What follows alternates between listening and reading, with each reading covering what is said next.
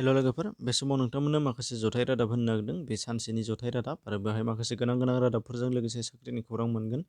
फैदो फार्स्टआव मा दं नायदिनि जे बिटिसिनि थोंजोङै थिसनजानाय एबा नमिनेटेड खालामजानाय गुबुन गुबुन हारिनि गासै सा6 एमसिएलए बिथांमोनखौ दिनै अफिसियेलि समायखिरा लाहोबाय होनदों आरो बिथांमोनहा फारियै दङमोन।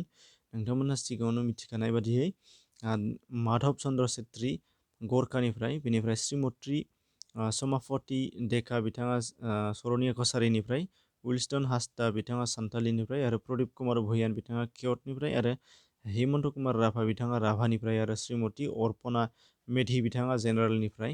दा बिथांमोनहा बिटिसिनि गोदान एमसिएलए हिसाबै समायखिरा लाबाय आरो अफिसियेलि हाबा मावनो थाखाय बिबान लाबाय।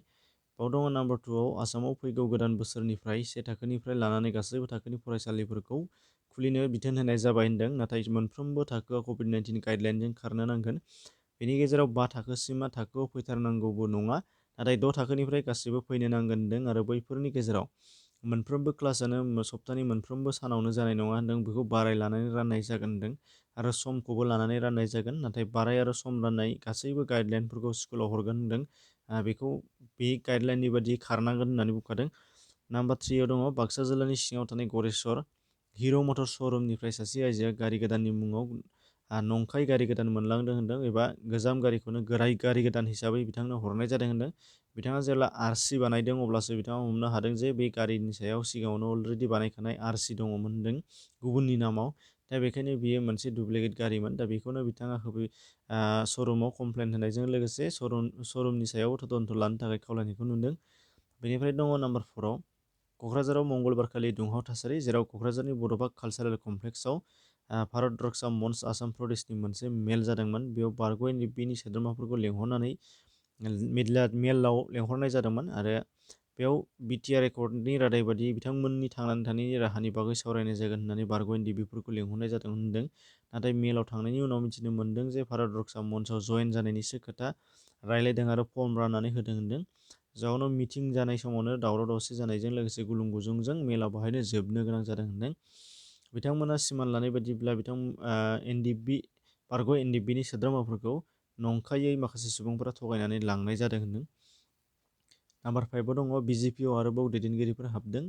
दा बाहाय खौराङाव मिथिनाय बादिब्ला मंगलबारखालि हेंग्राबादियाव मोनसे जयनिं प्रग्राम लादोंमोन। बेयाव कंग्रेसनि दैदेनगिरि अजन्ता नियक, राजदीप गवाला आरो गौरीपुरनि बारग' एमएलए बलेन्द्र मोसाहारि बिथांमोनहा बिजेपिआव हाबनो होदों। बेनिफ्राय दं आसामाव दिनैनिफ्राय कर'नानि टिकाखौ जागायनाय जादों, जेराव मक ड्रिल एबा ड्राइ हिसाबै बेखौ होनाय जादों। बेनिफ्राय खौराङाव मिथिनाय बादिब्ला बेखौ नलबारि जिल्लायाव होजेननाय जादों होनदों बे कर'नानि टिकाखौ, आरो बेजों लोगोसे बेयो जुदि साक्सेस जायोबा उनावहाय मोनलांजोबनो हागौ साफ्रोमनिबो। दा बेखौ जोंनि आसामाव फार्स्ट हिसाबै जागायजेनदों नलबारि जिल्लायाव आरो बेखौ मक ड्रिल टेस्ट हिसाबै बेखौ लानाय जादों। बेनिफ्राय नाम्बार 7आव दङ एसएससिनि साख्रि स्टाफ सिलेक्सन कमिसन आरो बियो CGL एबा कम्बाइन्ड ग्रेजुवेट लेभेल एग्जामिनेसन। बेयाव टटेल गासै 6,506 भेकेन्सि दङ। बाहाय मा दङ फारि फारि नायलांदिनि। बाहाय दङ नोंथांमोना नुनो मोननाय जागोन बिथांमोननि बे मोनसे अफिसियेल फोसावनाय। बाहाय दङ गासै एप्लाइ खालामनाया स्टार्टेड जादों 29 डिसेम्बर 2020, बेनिफ्राय 31 जानुवारि 2021 बे लास्ट डेट। आरो बेयाव गोबां भेकेन्सि दङ, बे ग्रेजुवेट लेभेलनिल' जिहेतु। बेहाय ग्रुप बि आरो ग्रुप सिनिल' साख्रि दङ। बेनिफ्राय बियो गासैबो एसिस्टेन्ट अडिट अफिसार बा एसिस्टेन्ट अफिसारनि टाइपनि गोजा, गासिबो गोबांथार दङ। दा बेखौ नोंथांमोना गावबा गावबो डाउनलड खालामनानै नायनो हानाय जागोन, जिहेतु बेखायनो डाउनलड खालामनानै नायदो। मानो होनबा 63 पेज दं बे एडभार्टाइजमेन्टआव। बेखौ गासैबो खिथाजोबनांगौआ गोरलै नङा, बेखायनो बयबो रोंखागौ हिसाबै बेखौ गावबा गाव नायनानै लाब्लानो जाबाय। दा बेखिनि एसेनोसै, गोजोन्थों।